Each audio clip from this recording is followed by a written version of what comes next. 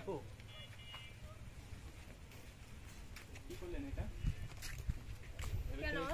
ভেবেছিলেন আমি অন্ধ? অন্ধ ভেবে খাবার টাকাগুলো নিয়ে গেলেন না? কই, আমি তো টাকা নিই নাই। কোথায় টাকা নিলাম না তো? হাতে কি এটা?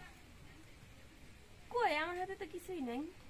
কই দেখা লাগবে না, আমি দেখেছি কয়টা উঠাছেন, কিভাবে উঠাছেন, সবকিছু দেখেছি। আসলে আপনি চোখে দেখেন? অবশ্যই।